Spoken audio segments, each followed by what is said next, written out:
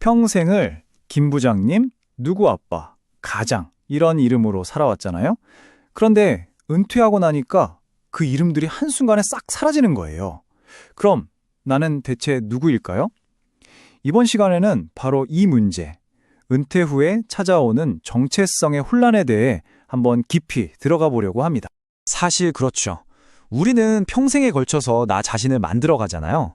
직장에서의 직함, 가정에서의 역할, 사회적인 책임감 같은 것들로요. 이게 바로 나를 설명하는 가장 쉽고 익숙한 방법이었던 거죠.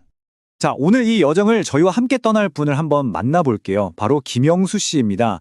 나이는 58세, 대기업 임원으로 정말 평생을 바치신 분이죠. 그런데 퇴직한 지 딱 6개월, 지금 한 번도 겪어보지 못했던 아주 깊은 혼란을 겪고 계시다고 해요. 아침에 눈은 떠지는데 갈 데가 없다. 하루가 나를 버리는 것 같다. 와, 이 말 한마디가 은퇴 후에 느끼는 그 막막함을 정말 그대로 보여주는 것 같아요. 평생 하루가 모자라게 바쁘게 살았는데 이제는 그 하루를 뭘 해야 할지 모르겠는 거죠. 목적지가 사라져버린 이 기분. 이게 바로 오늘 이야기의 가장 중요한 감정적인 출발점입니다. 자, 그럼 은퇴하고 나서 우리가 가장 먼저 맞닥뜨리는 상실감은 뭘까요? 바로 내 이름 앞에 붙어있던 그 직함이 사라졌을 때입니다. 가장 먼저 사라지는 게 뭘까요?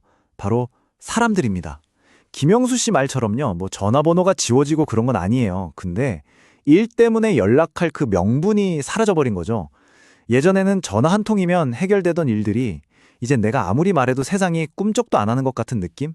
바로 이런 사회적 무관함이 훅 들어오는 겁니다. 이 시기가 되면 아주 핵심적인 내적 갈등이 시작돼요. 바로 역할과 진짜 나 사이의 싸움이죠.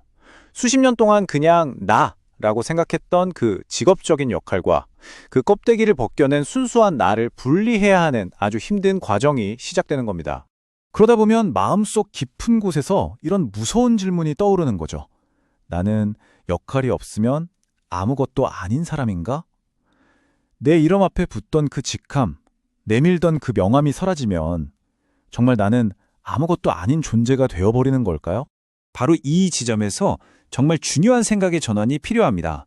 은퇴를 나를 사회에서 쫓아낸 일종의 해고 사건으로 볼 것이냐, 아니면 그동안 나를 감싸고 있던 역할이라는 껍데기 아래 진짜 나가 드러나는 발견의 시점으로 볼 것이냐, 이 둘 중 어느 쪽을 선택하느냐에 따라 앞으로의 모든 게 달라집니다. 이거 정말 강력한 통찰 아닌가요? 퇴직은 나를 밀어낸 사건이 아니라 진짜 나를 드러내는 시점이다. 그러니까 상실이 아니라 오히려 기회라는 거죠. 그동안 역할에 가려져서 미처 보지 못했던 진짜 나를 마주할 수 있는 바로 그 시점이라는 것. 이게 핵심이에요. 자, 그렇다면 이 새로운 삶을 위해서 어떤 토대를 쌓아야 할까요? 오늘 여기서는 가장 중요한 두 가지를 짚어볼 건데요. 바로 건강 그리고 가족 관계입니다. 가족 안에서의 역할도 완전히 새로 짜야 합니다. 예전처럼 막 나서서 뭔가를 해결해주고 이끌어주는 그런 역할이 아니에요.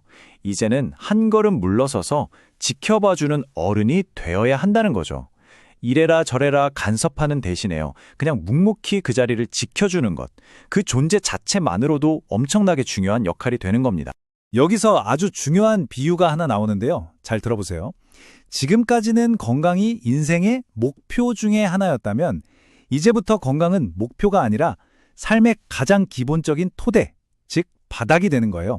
이 바닥이 단단해야만 그 위에 의미와 목적이라는 새로운 집을 지을 수 있다는 거죠. 자, 이제 밖이 아니라 우리 내면으로 한번 들어가 볼까요? 내 지난 삶, 과거와 화해하고 앞으로의 삶을 위한 새로운 목적을 찾아 나서는 과정입니다. 살다 보면 후회되는 순간들 참 많죠? 그런데 이 문장을 한번 보세요. 진심으로 선택했던 삶만이 후회를 남긴다. 와, 후회에 대한 생각이 완전히 바뀌지 않나요? 후회라는 게요, 내가 실패했다는 증거가 아니라는 거예요. 오히려 내가 그 선택의 순간에 얼마나 진심이었는지를 보여주는 증거라는 거죠. 그러면서 인생의 중심 질문 자체가 바뀝니다. 예전에는 내가 뭘 더 이룰 수 있을까? 얼마나 더 많은 걸 할 수 있을까를 고민했다면요. 이제는 질문이 이렇게 바뀌는 거죠. 나는 무엇을 남기고 무엇을 전할 수 있을까? 성취에서 나눔으로 관심의 초점이 완전히 이동하는 겁니다. 바로 이 지점에서 내 인생은 한 편의 이야기다 라는 정말 멋진 개념이 나옵니다. 내가 겪었던 그 모든 성공과 실패, 기쁨과 후회들이요. 그냥 흩어진 사실들이 아니에요. 다음 세대에게는 정말 값진 자산이 될 수 있는 이야기가 된다는 거죠. 그리고 바로 그 이야기를 잘 정리해서 내 언어로 들려주는 것. 이게 바로 은퇴 후의 새로운 역결이 될 수 있다는 겁니다. 자, 이제 마지막으로 많은 분들이 하시는 생각이죠. 이 나이에 뭘, 이제 와서 뭐가 바뀌겠어? 이런 두려움에 대한 아주 근사한 해답을 한번 들어보겠습니다. 여기서도 아주 강력한 비유가 나오는데요. 인생을 한 편의 연극이라고 생각해보세요.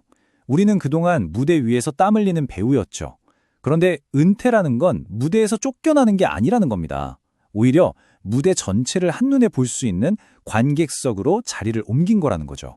정말 위로가 되지 않나요?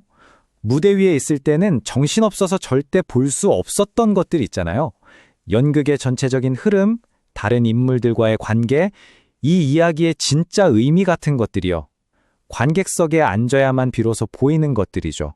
이 새로운 자리는 예전에는 절대 가질 수 없었던 아주 특별하고 귀한 시야를 우리에게 선물해 줍니다.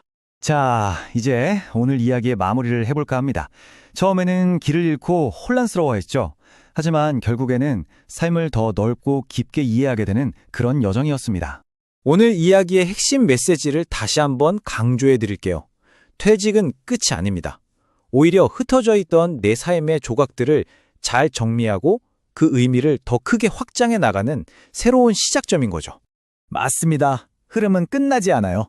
무대 위에서 맡았던 배역은 끝났을지 몰라도 나라는 사람의 인생이라는 더 거대한 흐름은 계속해서 흘러갑니다. 그리고 이제 당신의 그 이야기가 또 다른 누군가의 길을 비춰주는 새로운 흐름이 될 수 있을 겁니다.